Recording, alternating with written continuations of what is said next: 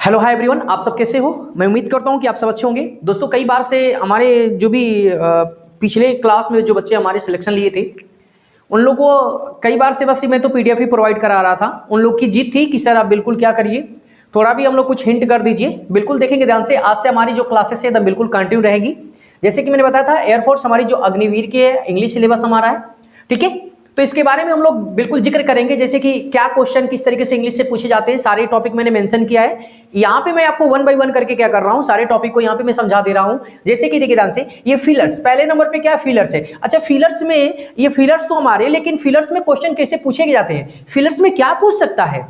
और फिलर्स में ये आपको बता दे रहे हैं, यदि मैं फिलर्स की बात कर रहा हूं, थोड़ा सा यहां पे आप देखेंगे ध्यान से, यदि मैं फिलर्स की बात करूं तो याद रख लीजिएगा ये पूरे पार्ट ऑफ स्पीच की बात कर रहा हूं, ठीक है ना। यहां पे क्या कर देगा, ये जो हमारा पार्ट ऑफ क्या है, पार्ट ऑफ जो स्पीच है, क्या है हमारा ये पार्ट ऑफ स्पीच है।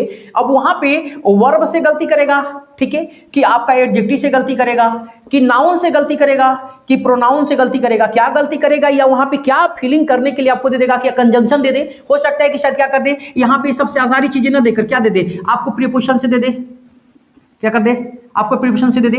तो ये आपको प्रीपोजिशन याद रख लीजिएगा, चाहे प्रीपोजिशन की बात करते हैं या चाहे कंजंक्शन की बात करते हैं, सारे चीजों को यहां पे फिलर्स में दे सकते हैं। तो इसीलिए मैं आपको बताता भी हूं कि देखो भाई, एक बार आप चाहे किसी भी चीज की बात कर रहे हैं, यदि जिसमें भी यदि आपको ये इंग्लिश की यदि बात करते हैं तो सबसे कुछ बेसिक पॉइंट है। जैसे मान लीजिए एक मेरा पार्ट ऑफ स्पीच का बैच चलता है, ठीक है ना। पार्ट ऑफ स्पीच का जो मेरा बैच है, बिल्कुल ठीक है ना, ये जीरो लेवल से बिल्कुल एडवांस लेवल की जो हम बात करते हैं, ठीक है, बिल्कुल देसी लैंग्वेज में आपको बता दे रहे हैं पहले, बिल्कुल एकदम अपने खुद के एकदम ठेठ भाषा में, क्या है एकदम बिल्कुल ये ठेठ भाषा में, एकदम क्या है ये ठेठ भाषा में आपको बता दे रहे हैं ना, ठीक है ना। ये ठेठ भाषा में बिल्कुल आपकी क्या है, हमारी एक पार्ट ऑफ स्पीच की बैच है, क्या हमारी ये पार्ट ऑफ क्या है, स्पीच की बैच है, ठीक है ना। आप उससे बिल्कुल आप जाके एकदम पढ़िए, और ठेठ भाषा में एकदम पढ़ा है, एकदम समझ लीजिए, हिंदी भी है, इंग्लिश भी है, भोजपुरी भी है, मैंने उसमें मेंशन की है, ठीक है। आप जाइए और उसको पढ़िए, और आपको बता दे रहे पहले कि पार्ट ऑफ स्पीच ही, देखो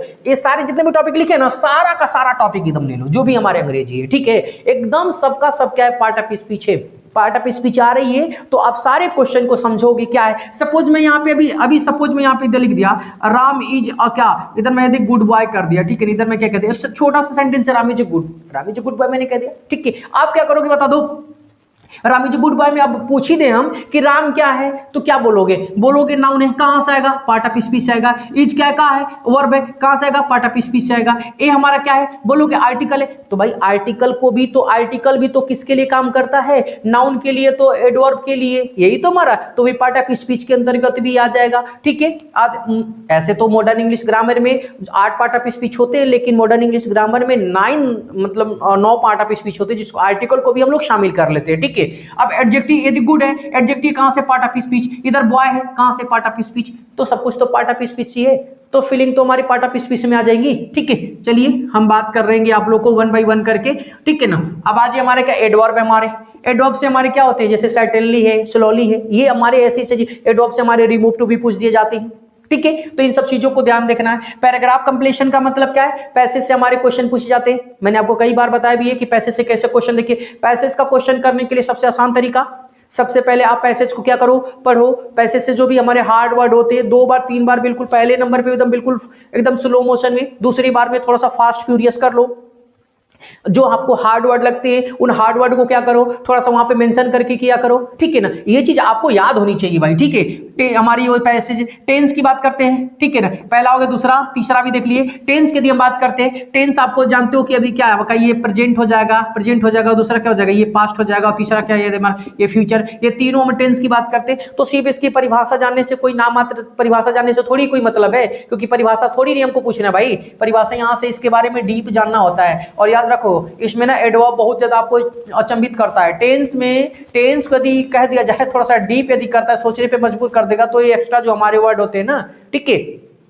अभी सपोज याद है यहाँ पे यदि यट आ गए सेंटेंस की स्टार्टिंग में, सेंटेंस में यदि यट दे रखा है तो टेंस प्रेजेंट परफेक्ट में होगा कि पास्ट परफेक्ट, फ्यूचर परफेक्ट में, ये आप मुझे कमेंट बॉक्स में कमेंट करके बताओगे, ठीक है ना, याद रख लीजिएगा। दूसरी पॉइंट ये कह रहे हैं आखिर तीसरा प्रीपोजिशन में देखो ध्यान से, प्रीपोजिशन के भी क्वेश्चन देखो, जितने भी जैसे इन का है, एट का है, अपान का है, विद इन का है, बिफोर है, आफ्टर है, सिंस है, फॉर है, टू है, ये सारी चीजों का यूजेस ठीक है, लेकिन आपको प्रीपोजिशन प्रीपोजिशन में दिक्कत कहाँ होती है, समझ रहे हो? जैसे हमारा होता है ना फिक्स प्रीपोजिशन, क्या होता है? फिक्स प्रीपोजिशन, ठीक है ना? क्या होता है आपको? ये फिक्स प्रीपोजिशन जहाँ होते हैं ना, समझ रहे हो? फिक्स प्रीपोजिशन, जैसे मान लो कि यहाँ पे कह दे फिक्स प्रीपोजिशन के लिए कह दे मैं, जैसे इनवाइट के साथ किस चीज का? टू का, ठीक है। प्लीज के साथ किस चीज का? विथ का। नो के साथ किस चीज का? बता दो। ये नो के साथ किस चीज का? टू का। तो ये फिक्स जो हमारे प्रीपोजिशन है, थोड़ा सा यहाँ पे आपको दिक्कत हो सकती है, लेकिन हम उन सभी दिक्कतों का समाधान करने के लिए बिल्कुल है, ठीक है।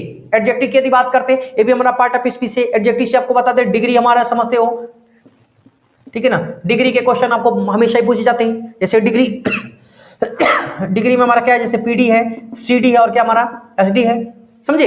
ये तीन हमारी डिग्री है, positive degree, comparative degree, superlative degree, ठीक है। ये सारी चीजें बहुत अच्छी हमारी क्वेश्चन से भी पूछे जाते हैं। सिनोनिम सेंटेनिस है, इसके मैंने अभी आपको बताया, रूट वर्ड भी मैंने आपको पढ़ाया है, ठीक है। मैंने बताया भी कि बिल्कुल एकदम देखिए ध्यान से, मैंने बताया था, देखो एक हमारी जो पार्ट ऑफ स्पीच है बिल्कुल एकदम ठेठ भाषा में मैंने बताया था, ठीक है, कि बिल्कुल एकदम वहां पे मैंने हिंदी, इंग्लिश, भोजपुरी तीनों चीजों का मैंने वहां पे एकदम सबलाइम आपको करके दे रखा है, ठीक है। बिल्कुल आप जाओ और देखो उस चीज को, ठीक है ना। यदि आप ठेठ भाषा वाली बिल्कुल आप क्या कर देख रहे हो ना, तो आपको सारे चीज एकदम खत्म हो जाएंगे। थोड़ा सा उसकी लॉन्ग वीडियो है, लेकिन एक बार आप देखने के बाद भाई आप बिल्कुल लगेगा कि नहीं सच में हमने कुछ तो पढ़ा है, ठीक है। इस तरीके से याद रखेंगे। ग्रामेटिकल एरर में आपको देख लो से वही हमारा फाइंड एरर पार्ट है। हमारा कहने का मतलब फाइंड द क्या है?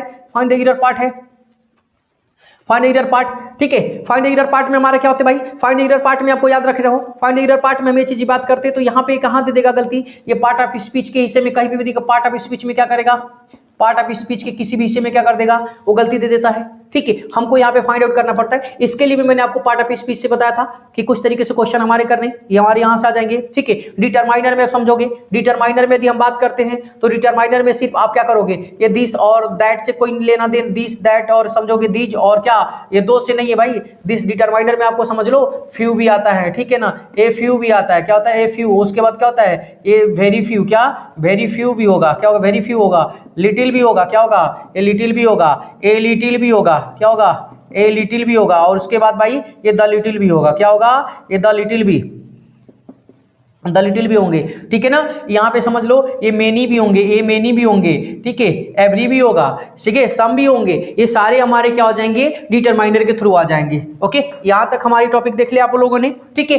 अगला देखिए हमारा क्या है? क्लोज टेस्ट है। क्लोज टेस्ट में देखो ध्यान से, क्लोज टेस्ट में बिल्कुल आपको एक पैसेज दिया रहता है, सीधी सी बात है। सेंटेंस दिया है, कहीं कहीं डैश दिया है, फिर सेंटेंस दे रखा है, फिर सेंटेंस दे रखा है, फिर सेंटेंस दे रखा है, ठीक है। बीच में डैश दे रखा है, फिर डैश दे रखा है, फिर सेंटेंस।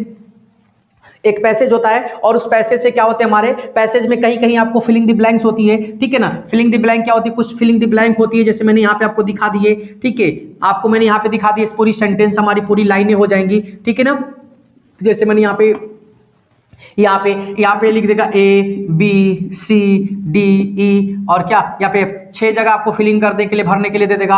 आपको इधर रिलेटेड सपोज यहाँ पे 1 से 6 तक क्वेश्चन दे देगा, ए बी सी करके इसे 4 ऑप्शन दे देते हैं, ठीक है ना। इस तरीके से इसमें फिलिंग करने होते हैं। ये कहां से आते हैं? ये आपको समझ लो सेंटेंस आने, और सेंटेंस आने के साथ आपको जो राइटिंग स्किल है, ठीक है ना, वो बिल्कुल आपको आना चाहिए कोई भी सेंटेंस आप बनाने के लिए। और सेंटेंस बनाने के लिए आप समझ लो भाई टेंस आपको बिल्कुल आनी चाहिए, और पार्ट ऑफ स्पीच भी आपको बहुत ढंग से आने चाहिए, ठीक है। आपका सेंटेंस कंप्लीशन का मतलब क्या है? जैसे पी क्यू आर एस हमारा, पी क्यू और क्या आर एस हमारा, ठीक है। पी क्यू आर एस में हमारे क्वेश्चन होते हैं किस तरीके से। पीक्यूआरएस मतलब किस तरीके से हम इसको क्रॉनिकल ऑर्डर में करते हैं, समझ रहे हो? ऐसे पहले सेंटेंस कौन होगा, दूसरा सेंटेंस कौन होगा, ठीक है। इस तरीके से आपको क्रॉनिकल ऑर्डर में करने पड़ते हैं, ठीक है ना। रीडिंग कंप्रेhension का है। रीडिंग कंप्रेhension में भी आपको देखो ध्यान से, रीडिंग कंप्रेhension की बात करते हैं तो रीडिंग कंप्रेhension में हमारा किस तरीके के क्वेश्चन पूछे जाते हैं? रीडिंग कंप्रेhension का मतलब क्या होता है भाई? रीडिंग कंप्रेhension का मतलब ये चीज होता है कि आपको एक पैसेज रहते हैं, सपोज यहाँ पे कंसीडर करो, ठीक है ना। पैसेज यहाँ पे पूरी पैसेज लिखी हुई है, ठीक है। पैसेज लिखी हुई है, इधर रिलेटेड क्या 1 2 करके क्वेश्चन क्या रहेगा? क्वेश्चन दिए रहते हैं, ठीक है ना। और इसमें से क्या होते हैं? आपके एमसीक्यू होते हैं भाई। एमसीक्यू इसी से रिलेटेड क्वेश्चन होते हैं, ए बी मतलब ए बी सी और क्या इधर ए डी, इस तरीके से ऑप्शन दिए, उसमें से कौन सही है। अब याद रखे रहो, लिखने वाले में तो हम लोग क्लास 10th और 12th में तो लिखना होता है तो लिख देते भाई, लेकिन यहाँ पे हमको बिल्कुल सटीक आंसर चाहिए होता है, ठीक है ना। अब जो भी पैसेज क्या डिमांड कर रहा है, पैसेज के दो कुछ क्वेश्चन तो बिल्कुल डायरेक्ट मिल जाते हैं, तो डायरेक्ट वो यहाँ पे नहीं मिलेंगे, वो क्लास 10th और 12th में मिल जाते हैं भाई। क्लास 10th और 12th का ही टॉपिक होता है, लेकिन सिर्फ थोड़ा सा सोचने की जो क्षमता है ना, वो थोड़ी डिफरेंट होती है, ये समझो, ठीक है ना। क्योंकि वहां पे तो रिटन फॉर्म में होता है तो सबको पास कर देते, लेकिन यहाँ पे सबको पास नहीं, यहाँ पे सबसे कम पास किए जाते हैं, ठीक है। वो एकेडमी सेशन में तो सबको पास करने, चलो पास कर दो भाई, कोई प्रॉब्लम नहीं, वहां पे तो 2-4 नंबर बढ़ा दो, इसमें 2-4 नंबर बढ़ा के घटा ही देते हैं लोग, ठीक है। तो याद रख लीजिएगा इन सब चीजों, सारी जितने भी हमारे टॉपिक मैंने आपको बताया है, इस पे 1 बाय 1 करके सारी चीजें, ठीक है ना, आपको वीडियो बिल्कुल हमारे YouTube चैनल पे, जैसे मैंने आपको बताया था, ठीक है ना, हमारे 2 चैनल से, हमारे एक डीडी पाठशाला है और विवेक विथ इंग्लिश है, ठीक है। डीडी पाठशाला पे आपको सारे सब्जेक्ट मिलते हैं और विवेक विथ इंग्लिश पे आपको सारे सब्जेक्ट मिलते हैं, ठीक है। लेकिन इसमें सबसे ज्यादा क्या, इंग्लिश की जो मैंने बात कर रहा हूं, ठीक है। आपके सारे क्लासेस जैसे मैथ है, फिजिक्स है, केमिस्ट्री है, ठीक है ना, एकेडमी भी क्लासेस चलती हैं, ठीक है, और आपके पार्टिकुलर कंपटीशन के भी क्लासेस चलते हैं। तो बिल्कुल आप, जैसे कि मैंने यहाँ पे आपको बता दिया है, ठीक है, इस चीज पे आप क्या करोगे, फोकस कर लोगे। ओके, चलिए, तो आप बिल्कुल इस सिलेबस को आप समझ गए होंगे। आप देखो सिलेबस समझो, सिलेबस समझोगे तो कंफर्म है आप एग्जाम बीट कर जाओगे, ठीक है ना। क्वेश्चन अंडरस्टैंडिंग आपकी होनी बहुत जरूरी है, ठीक है। चलिए।